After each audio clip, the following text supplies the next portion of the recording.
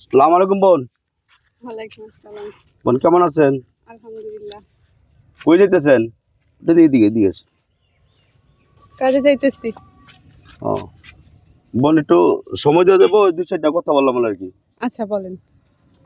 আচ্ছা এটা একটু হাতে নেন।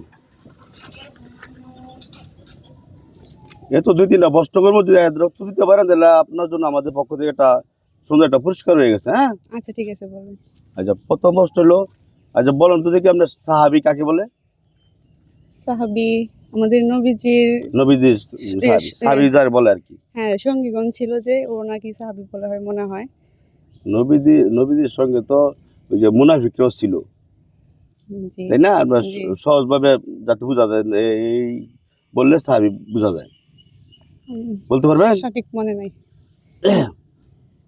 সাহাবি হইলো যারা ইমানের দৃষ্টিতে না নবীজির ইমানের সহিত দেখছে এবং ইমান নিয়ে মৃত্যুবরণ করছে, তাকে সাহাবি বলে। ঠিক না? সহজভাবে আমরা দ্বিতীয় প্রশ্ন কেমন? আচ্ছা আপনি বলুন তো দেখি, নবীজি যখন ওই যে মা আয়েশার বিয়ে করছে, মা আয়েশা দিল তোলে, তখন ওনার বয়স ছিল কত মা আয়েশার? 45। হ্যাঁ 45 এর মতো নাকি? তো জোরে বলেন।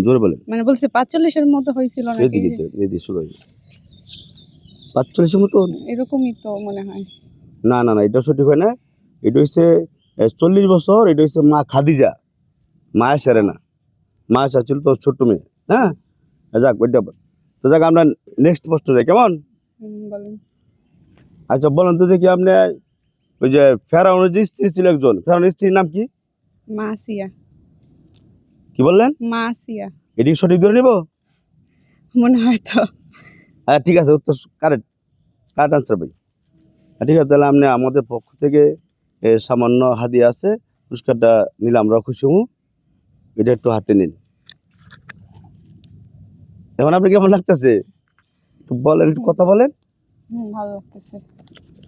পুরস্কার পরে তো একটু আনন্দ লাগে নাকি, তাই না? জি আচ্ছা তাইলে আপনি আমার জন্য দোয়া করেন কেমন, অবশ্যই। এবং আমার দর্শকদের উদ্দেশ্যে কিছু বলতে পারেন। কেমন লাগলো আমাদের এই যে ইয়াটা, প্রশ্নোত্তর পর্বটা?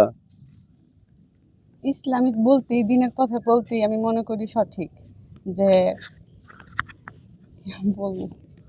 হ্যাঁ ঠিক আছে, তো আপনি কাজে যান। আপনার ডিস্টার্ব করার জন্য আমি অত্যন্ত দুঃখিত। ঠিক আছে, তো আপনি কাজে যান আপনাকে। ঠিক আছে কেমন? যান।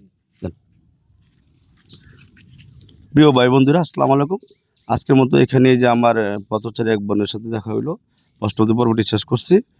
আগামী তো সামনেও আপনাদের সামনে হয়তো কেউ না কেউ আমাদের সামনে উপস্থিত হইতে পারেন, প্রশ্নোত্তর পর্ব শরীক হইতে পারেন, না যে কেউ হইতে পারেন প্রশ্নোত্তরদাতা পুরস্কার বিজয়ী।